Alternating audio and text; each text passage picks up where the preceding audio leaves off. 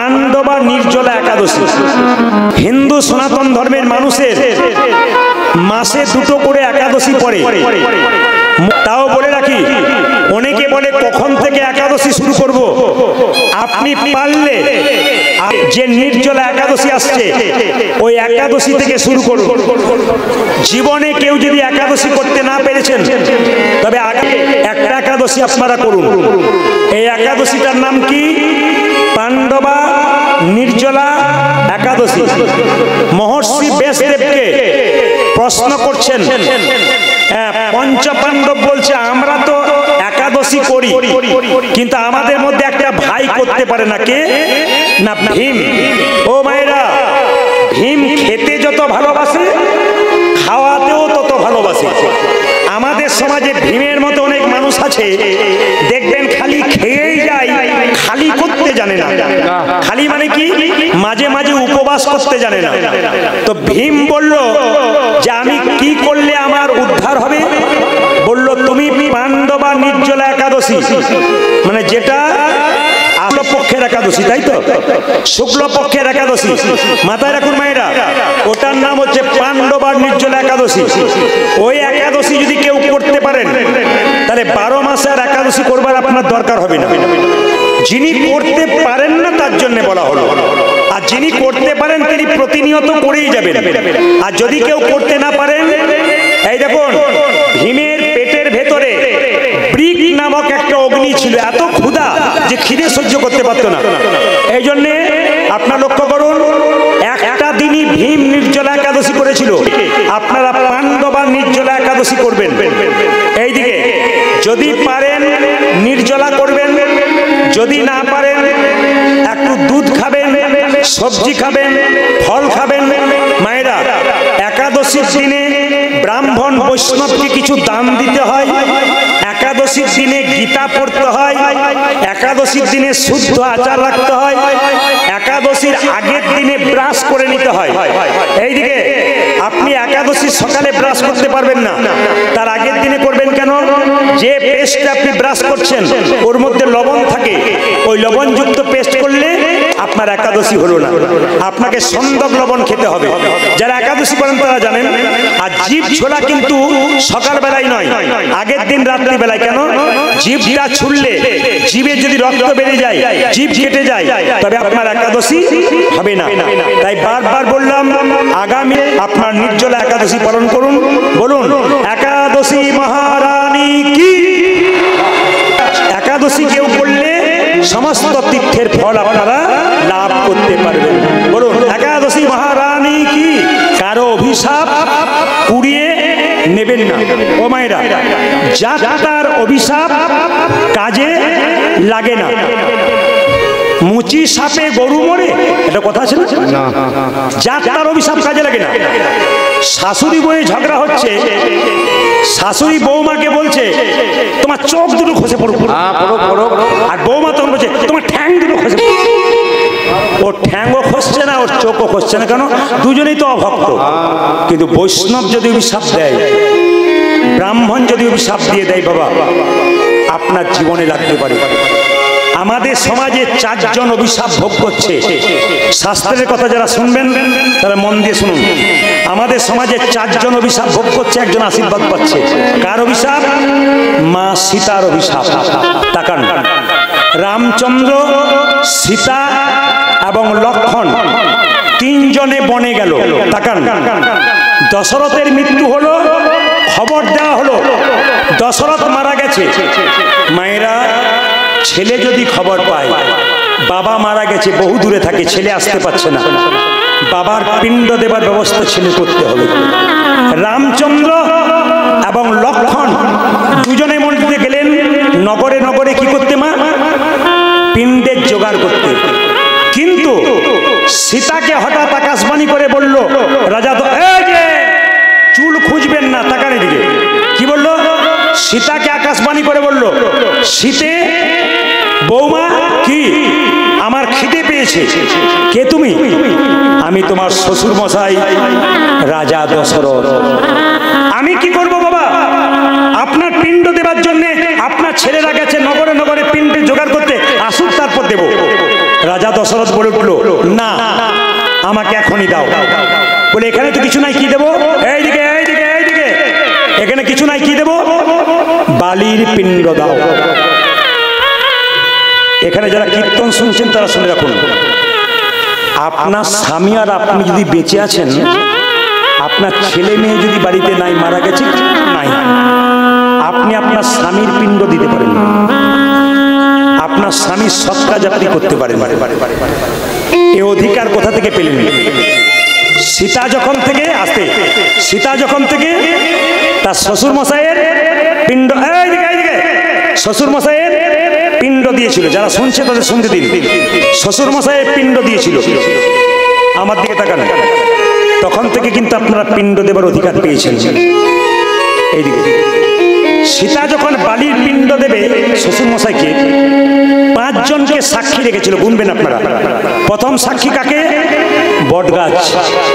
দ্বিতীয় সাক্ষী কাকে? ব্রাহ্মণ। তৃতীয় সাক্ষী কাকে? তুলসী গাছ। 4 নম্বর সাক্ষী কাকে? ফল্গু নদী। 5 নম্বর সাক্ষী কাকে? কাকে?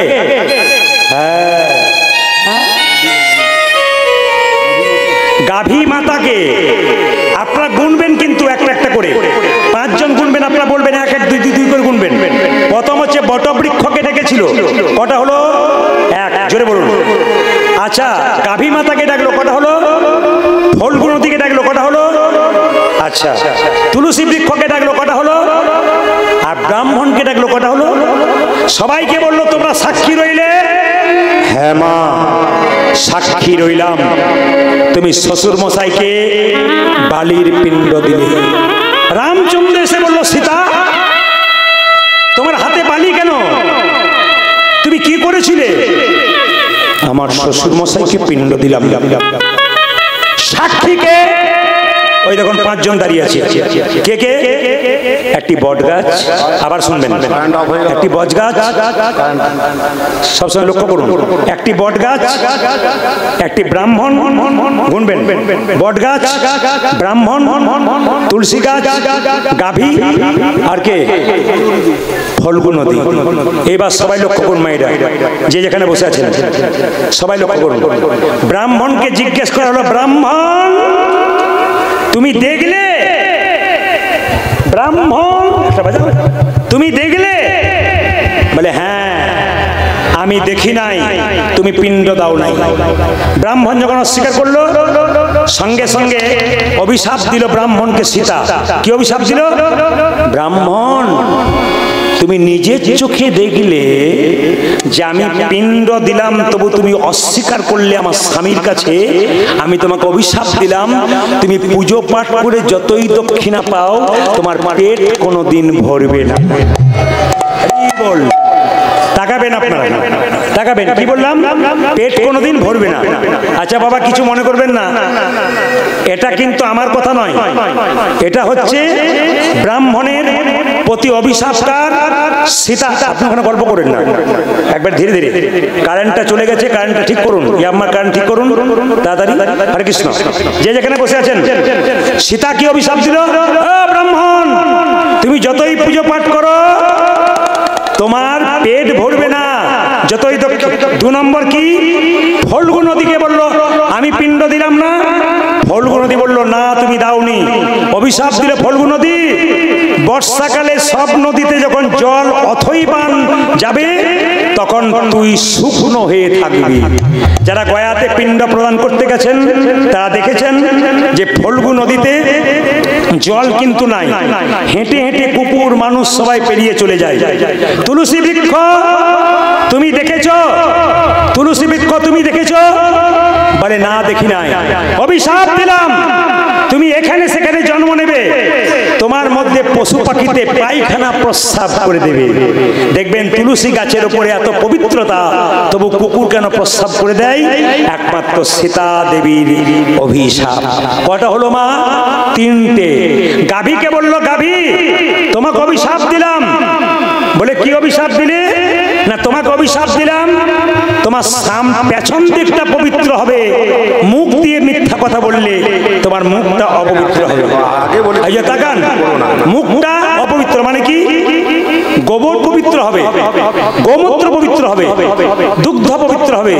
মুখ দিয়ে তুমি মিথ্যা কথা বলেছো, তোমার মুখটা কিন্তু সবসময় অশুদ্ধ হবে। তুমি কোনো কিছুতে মুখ দিলে ওটা নষ্ট হয়ে যাবে।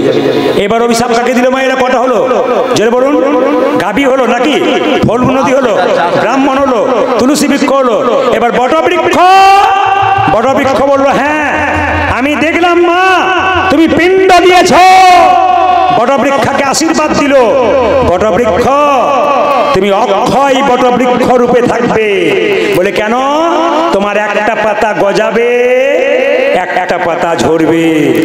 তোমার বটবৃক্ষের নিচে গ্রীষ্মকালে কোনো মানুষ যদি আশ্রয় নেয় তবে শান্তি পাবে।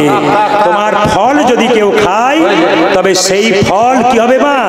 না সবাই সমস্ত পশু পাখি ফল খেলে আনন্দে মাতোয়ারা হয়ে যাবে। তাই সবার কাছে নিবেদন রইল, আপনার কারো অভিশাপ নেবেন না, আশীর্বাদ নিয়ে নেবেন। আমাদের ধর্মটার নাম কি? সনাতন।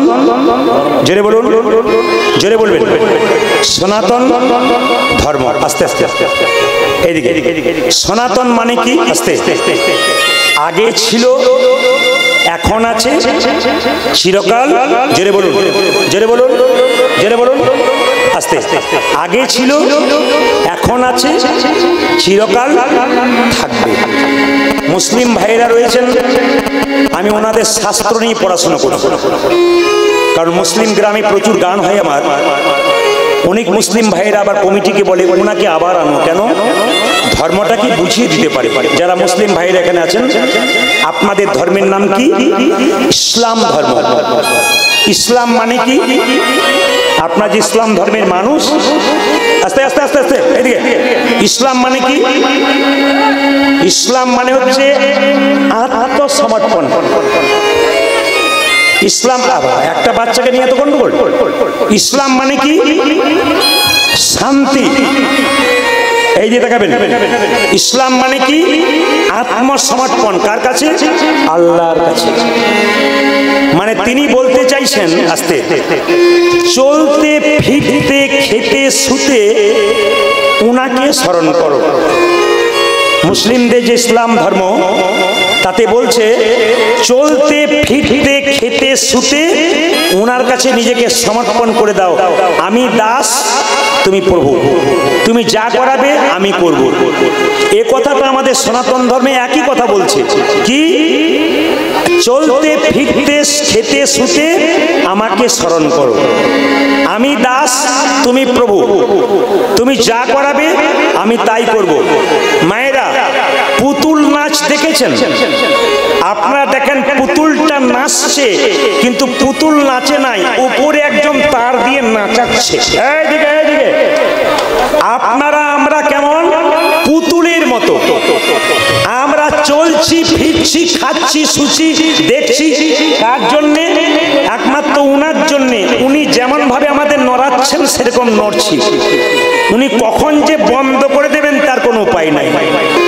যে যেখানে আছেন মায়েরা, অহংকার ত্যাগ করুন।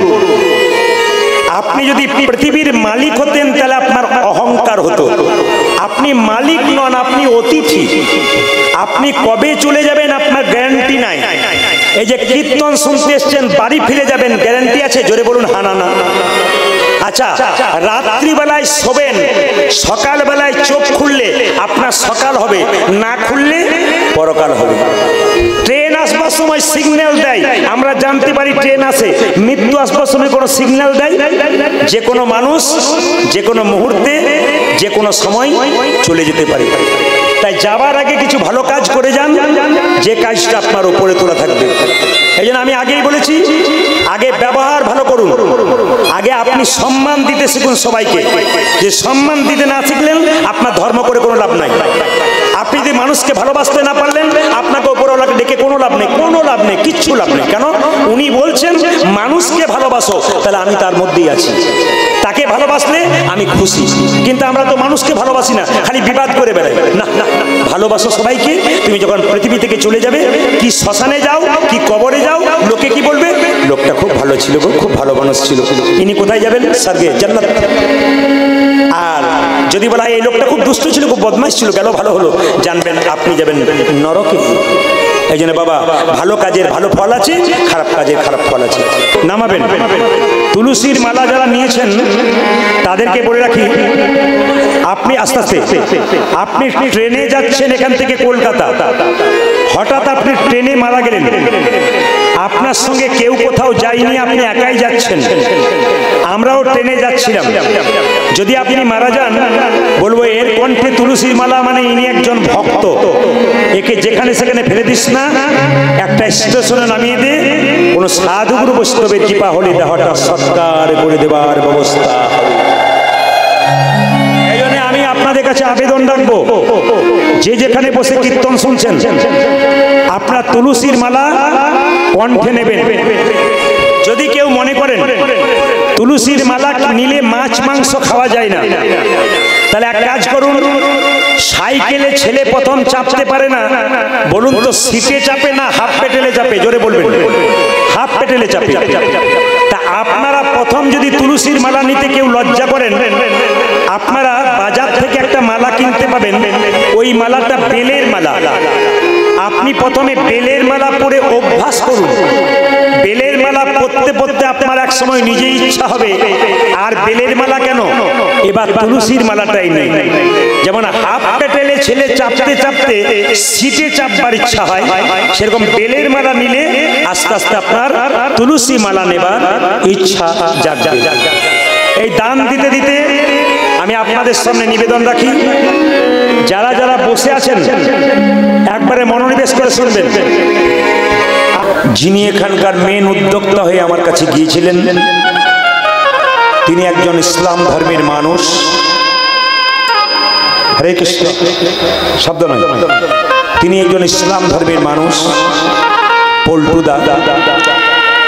তিনি বারবার ফোনের মাধ্যমে যোগাযোগ করেছেন এবং আপনাদের এখানে আনার জন্য অক্লান্ত পরিশ্রম করেছে ছেলেরা, তার সঙ্গে উনিও সহযোগিতা করেছেন।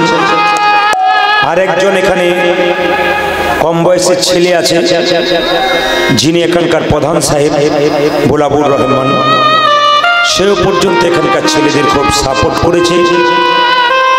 আমি কাজী নজরুল ইসলামের একটা কবিতা আমার মনে পড়ে যায়, আপনারা সকলে জানেন, একই বৃন্তে দুটি কুসুম, হিন্দু মুসলমান, হিন্দু তার নয়নমণি, মুসলিম তার প্রাণ। আজকে গানাড্ডাতে এসে তা প্রমাণ হয়ে গেল। আমার এই কীর্তন জীবনে বর্ধমান জেলার একজন মুসলিম নেতা, তিনি আমাকে কীর্তন করিয়েছিলেন। একটা কালী মন্দিরে গোটা টাকাটা তিনি খরচ করেছিলেন আমার কীর্তনে। বীরভূমে একজন করেছিলেন বহুদিন আগে, তিনি এখনো যোগাযোগ রাখেন সিউড়ির কাছে। আজকে কীর্তন চলাকালীন আপনারা শান্তি শৃঙ্খলা বজায় রাখুন, একবারে শব্দ করবেন না, শান্তি শৃঙ্খলা বজায় রাখুন। এটা কিন্তু যাত্রা নয়, নাটক নয়, এটা হচ্ছে হরিনাম। মুসলিমদের জলসা হয়, ধর্মীয় অনুষ্ঠান হয়, সেই সময় মানুষ সেই মনোভাব নিয়ে যায়, শান্তির মনোভাব নিয়ে। এও আমাদের হরিনাম, এও কিন্তু শান্তির মনোভাব। আমি আগেই বললাম, এখানকার মুসলিম সম্প্রদায়ের মানুষ যারা আছেন তাদের সকলকে ধন্যবাদ জানাই। হিন্দু সম্প্রদায়ের মানুষ যারা আছেন সকলকে ধন্যবাদ জানাই। ঈশ্বরের কাছে প্রার্থনা করে যাই, আপনারা সবাই একাত্মা হয়ে আছেন, একে অপরের দুঃখে সুখে মিশে আছেন। আপনারা সকলের দুঃখে সুখে একসঙ্গে মিশে থাকুন, আমার দেখে খুব ভালো লেগেছে। যেটা সারা জীবন আপনারা ওইভাবে থাকুন, একে অপরের ভাই হয়ে, একে অপরের বিপদে, একে অপরের সুখে সবাই একসঙ্গে থাকুন। এ খুব খুশির খবর। তবে আপনাদের বলে যায় যে এখানে বসে আছেন, বিবাদ নয় সুবাদ করুন। মাঝে বলবো, মহাপ্রভু নবদ্বীপের পথ দিয়ে কৃষ্ণ নাম করতে করতে চলে যাচ্ছেন, প্রেমের ঠাকুর শ্রী গৌরাঙ্গ, প্রেমের ঠাকুর, প্রেম বেলা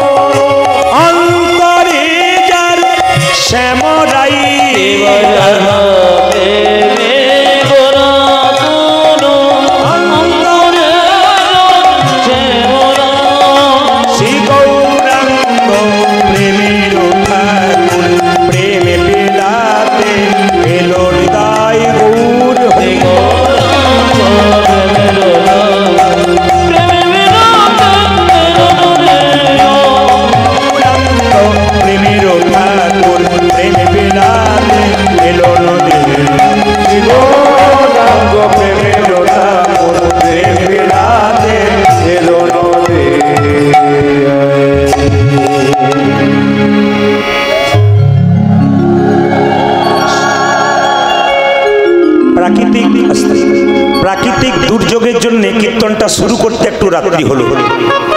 দুঃখ আমার এইটাই, বয়স্ক মায়েরা কিন্তু ঘুমিয়ে পড়ল। সবাইকে দেখছি ভ্যাল ভ্যাল করে তাকাচ্ছে, কিন্তু বয়স্ক মায়েরা কিন্তু আস্তে আস্তে ঝুমতে শুরু করেছে। বলে বাবা 8টার সময় খায় আর 9টার সময় শুয়ে দিই, আর তুমি এলে 9:30টার সময়, অসুবিধা হলো না? হ্যাঁ, আজকে একটা অসুবিধা মেনে নিন। 365 দিনের মধ্যে প্রত্যেক দিন ঘুমাচ্ছেন, আজকে ভগবানকে দিন। ব্যাংকে টাকা জমা দেবেন তবে তো সুদ পাবেন না, কি বলছেন? হরিনামের ব্যাংকে নিজেকে জমা দিয়ে আনন্দে হরিধ্বনি উলুধ্বনি দেবেন, তবে তো ভগবান আপনাকে কৃপা করবে। ভগবান বলছে 365 দিন তো ঘুমাচ্ছিস, আর কদিন আমার জন্য দিবি, একদিন তো আমার জন্য দে না। আজকে আপনাদের প্রমাণ নিচ্ছে ভগবান, আপনারা আজকে ভগবানকে দিতে পারছেন। তো মায়েরা, স্বয়ং মহাপ্রভুর ছবি আপনারা দেখেছেন? জোরে বলুন হা না না। আপনারা ভগবানের ছবি দেখেছেন মহাপ্রভুর? আর বলবেন না, 2-4 জন যা কাঁধ হয়ে শুয়ে আছে এরকম। এইদিকে মহাপ্রভুর ছবি দেখেছেন? জোরে বলুন হ্যাঁ না না। হাত নিচের দিকে থাকে না উপর দিকে থাকে? একবার দেখানো যাবে? যার আছে তিনি দেখাবেন, যার নাই তার দেখানো দরকার নেই। না না, সবার আছে। আচ্ছা, হাত যারা তুললেন কিছু মনে করবেন না, যারা হাত তুললেন তারা পরের জন্মে হাত পাবার চান্স পাবেন, আর যারা হাত তুললেন না তাদের আর হাত পাবার চান্স নাই। কেন? ভগবান বলছে হাত নেই বলে তুললো না, দুটো পা আছে, আর দুটো পা পরের জন্মে লাগিয়ে দেবো, তাহলে 4টে পা হয়ে গেলে যা হয়। যারা 4টা পা নেবেন তারা হাত তুলবেন না, আর যারা দুটো হাত দুটো পা নেবেন তারা হাত তুলবেন। দেখে একবার হাত তুলে দেখান তো কারা দুটো পা দেখেছেন? এই ভয় কিন্তু সবার ভেতরে আছে, এখন সবাই তুলে দিয়েছে যাতে পরের জন্মে 4টা পা না হয়। আচ্ছা, এইদিকে টোনটা একটু বাড়াও, এই টোনটা। মহাপ্রভু হাতটা তুলে আছেন, হ্যাঁ আর দেখানো দরকার নেই। মহাপ্রভু হাতটা তুলে আছেন, একজন ভক্ত জিজ্ঞেস করছে, ঠাকুর তুমি যে হাতটা তুলে আছো তোমার হাতে ব্যথা হয় না? বলে ব্যথা আবার হয় না? বলে তাহলে নামাও। বলে কি করে নামাবো? তোরা তুলছিস না তাই নামাচ্ছি না। একজন ভক্ত বললো, এই দেখো প্রভু তুলে দিলাম, এইবার নামাও। বলছে তোরা তো তুললি, তোদের পেছনে যারা আছে, আপনাদের বলি নাই কিন্তু, আসলে বলছে তোদের পরের জন্মে যারা জন্ম নেবে আমার হাত যদি তোলা না থাকে তারা তুলবে না, তাই জন্ম জন্মান্তর ধরে আমি তাহলে এই পৃথিবীতে যারা আগে এসেছিল তাদের জন্য হাত তুলেছে, আস্তে, যারা আগে এসেছিল তাদের জন্য হাত তুলেছে, যারা এখন এসছে তাদের জন্য তুলেছে, যারা আগামীতে আসবে তাদের জন্য তুলবে। এখানে মুসলিম সম্প্রদায়ের মানুষ যারা আছেন ভালো করে শুনে নেবেন। হযরত মুহাম্মদ বলেছেন, নিজের ধর্মকে কেউ যদি বড় মনে করে আর অন্যের ধর্মকে কেউ যদি ছোট মনে করে তবে সে ধর্ম করে না, সে হিংসা করে। এই দিকে তাকাবেন, এ কথা হযরত মুহাম্মদের বাণী, যারা পড়াশোনা করেছেন তারা জানেন। মুসলিম সম্প্রদায়ের জ্ঞানী মানুষ যারা আছেন, মৌলভী সাহেব যারা আছেন, যারা বইপত্র পড়াশোনা করেন, হযরত মুহাম্মদ বলেছেন নিজের মুখে, যে যে নিজের ধর্মকে বড় মনে করে অন্য ধর্মকে ছোট মনে করে ও ধর্ম করে না, ও হিংসা করে। সে হিন্দু হোক আর খ্রিস্টান হোক, জৈন হোক আর মুসলিম হোক, সব ধর্মকে যে সমান সম্মান দিতে পারে তিনি মানুষ। তিনি বললেন ধর্ম করবার আগে মানুষ হও। তুমি যদি মানুষ না হতে পারলে, মানুষকে ভালোবাসতে না পারলে, ধর্ম করে তোমার কোনো লাভ নেই। তুমি যদি মানুষের মধ্যে বিবাদ লাগিয়ে দিলে তোমার ওই জায়গাতে ভালো হবে না, এখান থেকে ফিরে যেতে হবে। মায়েরা, ঈশ্বর আল্লাহ আমরা যেটা বলি, মুসলিম ভাইয়েরা বলছে আল্লাহ, আমরা বলছি ভগবান, কিন্তু তিনি এক। আমি কীর্তনিয়া প্রদীপ পাল কীর্তন গান গাইছি, বুঝিয়ে দিচ্ছি। আমাকে শ্বশুর বাড়িতে কি বলবে? জোরে বলুন, কি বলবে? জামাই। আমার কাকা আমাকে কি বলবে? ভাইপো। আমার মেয়ে ছেলে আমাকে কি বলবে? বাবা। আমার মামা আমাকে কি বলবে? ভাগ্নি। তাহলে তাহলে মামা বলছে ভাগ্নে, কাকা বলছে ভাইপো, আবার দেখুন শ্বশুর বাড়িতে বলছে জামাই। কিন্তু আমি কজন? আমি তো একজন। মুসলিম বলছে আল্লাহ, হিন্দু বলছে ভগবান, আবার খ্রিস্টানরা বলছে গড, কেউ যীশু খ্রিস্ট বলছেন। কিন্তু তিনি কি এক। মসজিদের ইট, মন্দিরের ইট, চার্চ গির্জার ইট এক। মসজিদের সিমেন্ট, মন্দিরের সিমেন্ট, চার্চ গির্জার সিমেন্ট এক। ওদের মধ্যে বিবাদ নাই, ওরা দিব্যি শান্তিতে আছে। আমাদের মনের মধ্যে বিবাদ না। আমি চাই সম্প্রীতি বজায় থাকবে। কি হিন্দু, কি মুসলিম, কি খ্রিস্টান, কি জৈন, সবাই আমরা ভাই ভাই। তাকাবেন, কীর্তন শুনতে এসছেন, কেউ সাইকেল এসছে, কেউ মোটর সাইকেল এসছে, কেউ হেঁটে এসছে, কেউ টোটোতে এসছে। কোথাকে এসছে? গান্নাড্ডাতে এসছে, অন্য কোথাও যাই নাই। তাহলে যে যেভাবে আসুক না কেন এক জায়গাতে এসেছে। আমরা যে পথেই আল্লাহকে, ভগবানকে, গডকে ভজনা করি, আমরা এক জায়গাতেই যাব। এখন আমাকে নিয়ে যদি আপনারা মারামারি করেন, ও প্রদীপ পাল নয় উদ্দীপ পাল, কেউ বলে সুদীপ পাল, আমার রাগ হবে না? তাহলে ভগবানকে নিয়ে যদি আমরা ঝগড়া করি, তাহলে ভগবানের রাগ হবে না? তার রাগ হবে। তাই সবার কাছে নিবেদন রইল, বাবা যে যেখানে বসে আছেন তিনি এক, আমরা তাকে মানতে চাই না কেন? আমরা খালি বলি আলাদা, কিন্তু না, তার নাম আলাদা, তিনি কিন্তু এক। যে যাকে যেমন ভাবে ভজনা করছে তাকে সম্মান দাও। মসজিদের পাশ দিয়ে পেরিয়ে গেলে যদি প্রকৃত হিন্দু হয় তবে উনি মাথা নত করবেন। মন্দিরের পাশ দিয়ে গেলে প্রকৃত মুসলিম হলে উনি মাথা নিচু করে যাবেন। প্রকৃত খ্রিস্টান হলে চার্চ গির্জার পাশ দিয়ে গেলে আপনি মাথা নিচু করবেন। কেন? ওখানে উনি আছেন, ওনাকে সম্মান দিতে হয়। উনি যে আলাদা রূপে আছেন। মায়েরা কিছু মনে করবেন না। মুসলিমরা আল্লাহকে ভজন করে নিরাকার, আমরা ভজন করি আকার। একটু জেনে নিন, আপনারা যখন ভাত রান্না করেন তখন যখন আপনাদের কি বলে, থালাটা ঢাকা দিলে কি হয়? একটু জল জমে যায়। কিংবা ফ্রিজের মধ্যে জল রাখবেন বাটিতে, দেখবেন বাটির মতো অংশ বরফ হয়ে যাবে। আবার ওটাকে বের করে দিন, আবার জল হয়ে যাবে। তাহলে কখনো তিনি বরফ, কখনো জল হয়ে যায়। তাহলে আল্লাহ কখনো আকার, কখনো নিরাকার। যে যেমন ভাবে ভজনা করতে পারে, যে যেমন ভাবে ডাকতে পারে, তিনি এক। তাই তো কবি বলেছেন, স্বরূপ অরূপ সগুণ নির্গুণ দয়াল ভয়াল হরি হে। আমি কি বা জানি, আমি কি বা ভাবি, আমি কেন ভেবে মরি হে। স্বরূপ অরূপ সগুণ নির্গুণ দয়াল ভয়াল হরি হে। আমি কে বা জানি, আমি কে বা ভাবে, আমি কেন ভেবে মরে। আমার মোবাইলে অন্তত নাই করে 500 মুসলিম ছেলের নাম্বার আছে, যারা আমাকে ফোন করে বলে আমার বাড়িতে আপনার গান চলছে। তার মানে তারা বুঝতে পেরেছে আমি কথার মাধ্যমে মানুষকে এক করতে চাই, মানুষের মধ্যে ধর্মটাকে বুঝিয়ে দিতে চাই ধর্ম কি। এরা বুঝতে পেরেছে। তাই আপনারা সবাই বুঝবেন ধর্ম এক। এখানে কবি লিখেছেন, স্বরূপ অরূপ সগুণ নির্গুণ দয়াল ভয়াল হরি হে। আমি কি বা জানি, আমি কি বা ভাবি, আমি কেন ভেবে মরি হে। স্বরূপ অরূপ সগুণ নির্গুণ দয়াল ভয়াল হরি হে।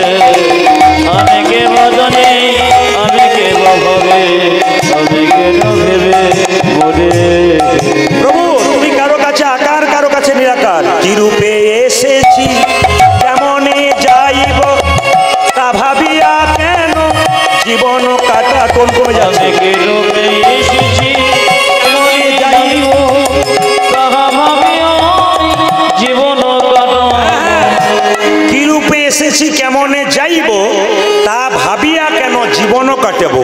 দেখুন, কি রূপে এসেছি, কেমনে যাইব, তা ভাবিয়া কেন জীবন লোকে এসেছি কেমনে যাইব তা ভাবিয়া জীবন ভাইরা, এই এলাকায় মেলা হলে বাচ্চা বাবাকে বলে বাবা মেলা নিয়ে চলো। তা বাবা যখন ছেলেকে মেলা নিয়ে যায় বলে মেলাতে তুই ঘুরে বেড়া, সময় হলে আমাকে ডাকবি, আমি আঙ্গুল ধরে আবার বাড়ি নিয়ে যাব।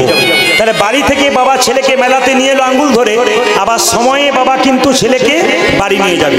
এখানে ভগবান কি করেছেন, আল্লাহ কি করেছেন, আমাদেরকে সংসার মেলাতে আঙ্গুল ধরে পৌঁছে দিয়েছেন। যদি আমরা কেউ যারা মুসলিম হয় মসজিদে গিয়ে সত্যিকারের নামাজ পড়তে পারে, নামাজ মানে কি, নাম আজ, নাম এই মুহূর্তে, নাম এখনই। আমার এলাকায় প্রচুর মুসলিম আছেন, তাদেরকে জিজ্ঞেস করি চাচা বাড়ি যাবার পথে মাঝ রাস্তায় নামাজ পড়লে কেন? বলছে বাবা আমার কোনো গ্যারান্টি নাই যে আমি বাড়ি ফিরে যাব, নাম আজ, নাম এই মুহূর্তে, নিঃশ্বাসে বিশ্বাস নাই, তাই এখনই করাই ভালো, একটু দেরি করলে হবে না। তাই সবার কাছে নিবেদন রইল বাবা, কি করে এলাম আর কি করে যাব ওটা উনি ভাববেন, আমাদের ভেবে লাভ নেই। কি রূপে এসেছি কেমনে যাইব তা ভাবিয়া কেন জীবন কাটাবো। কি লোকে এসেছি কেমনে যাইব তা ভাবিয়া জীবন কাটাবো। তুমি আনিয়াছো তোমারে পাইব, তুমি আনিয়াছো তোমারে পাইব, তুমি আনিয়াছো তোমারে পাইব, তুমি আনিয়াছো তোমারে পাইব। এই শুধু ভেবে মরি। ধনী মায়েরা, দয়াল ভয়া করে আমি যারা শত সুখ সমেত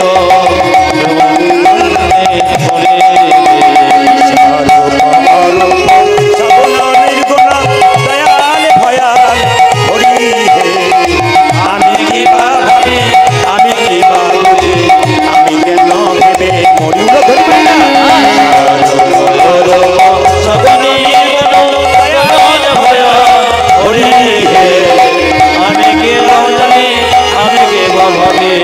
আমি কেন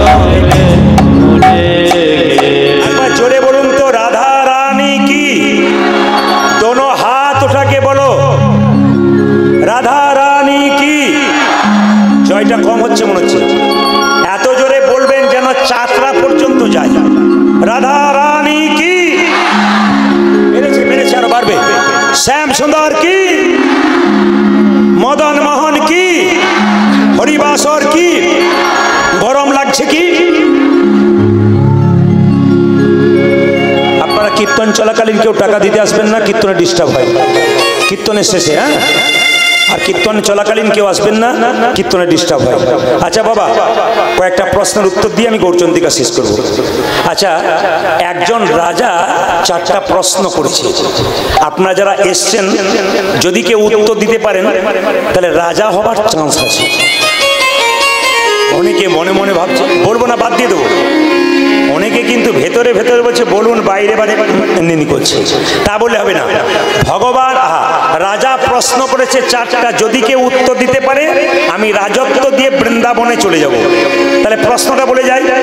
রাজা প্রশ্ন করেছে ভগবান কোথায় থাকে? আপনাদের জানা আছে? জোরে বলুন, জানা আছে?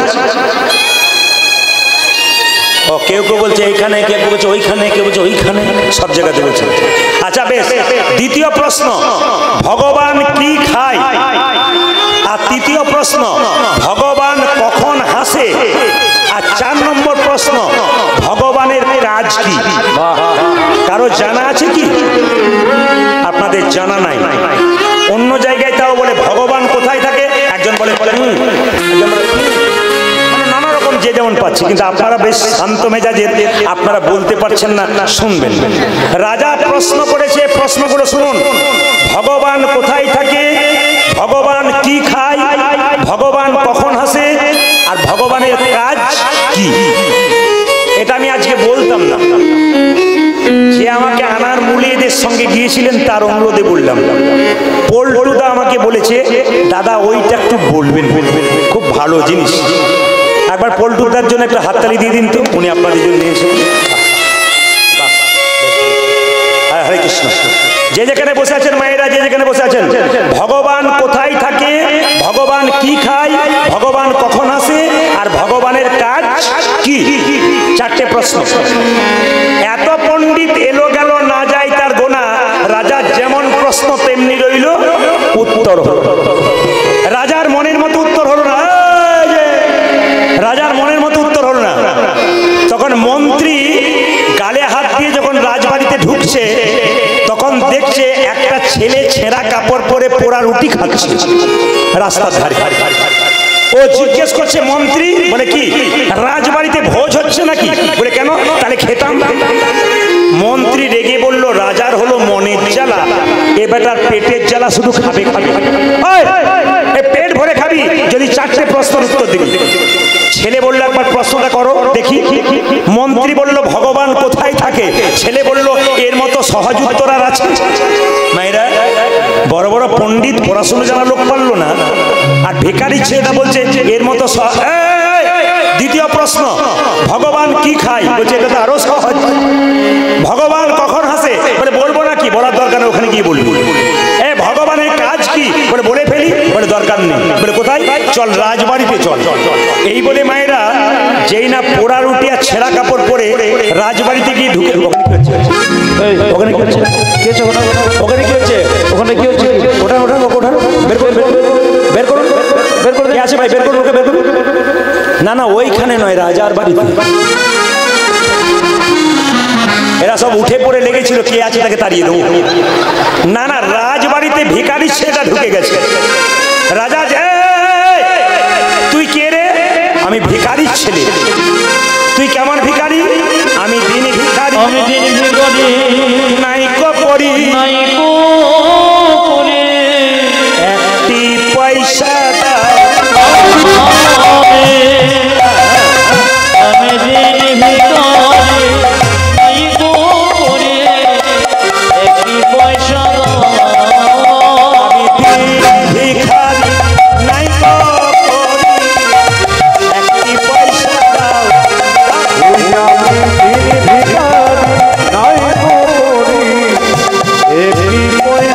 দাও। কেউ ভিক্ষা দেয়নি, কারে না নয়নে না ঝরে বাড়ি। কাজে কাজে দেখো ফিরি, নয়নে না ঝরে মারে। কারে না পথি কহেরি, নয়নে না ঝরে বাড়ি। আজে কাজে না পতি মুখরি, নয়নে না ধরে বাড়ি। ভিখারি নাইকো করি, একটি পয়সা দাও। আমি দিন ভিখারি, নাইকো করি, একটি পয়সা দাও। আমি দিন ভিখারি নাই করি, একটি পয়সা তোকে আর ভিক্ষা করতে হবে না। আমি যে চারটে প্রশ্ন করব, উত্তর দিলে তুই রাজা হয়ে যাবি। ছেলেকে জিজ্ঞেস করলো, তুই পড়াশোনা করেছিস? বলে না। তাহলে তুই পারবি কি করে? ছেলে বলল, যেখানে দেখিবে ছাই, উড়াইয়া দেখো তাই, পাইলে পাইতে পারো অমূল্য রতন। খুব শিক্ষিত ব্যক্তি হলে যে ধর্মের কথা বলতে পারে তা নয়, সাধারণ মানুষও বলতে পারে। আপনি মুসলিম সমাজে দেখবেন খুব উচ্চ মানের লোক চাকরি বাকরি করে, ও মসজিদে যাচ্ছে না। সাধারণ মানুষ মসজিদে যাচ্ছে, ও যাচ্ছে না। কিংবা দেখবেন হিন্দুদের মধ্যে এমন লোক আছে, আপনারা সবাই কীর্তন শুনছেন, একটু চাকরি বাকরি পেয়ে গেলে ও আর হরিনামের ধার ধারবে না। কেন? ও বুঝে নিয়েছে আমার যা হবার হয়ে গেছে, আর দরকার নাই। টাকা পেয়েছি, টিভি দেখবো, মজা করবো, খাবো, আর নিতাই গৌর হরি বলে চলে যাবো। না না, এরকম লোক সব সম্প্রদায়ের মধ্যে আছে।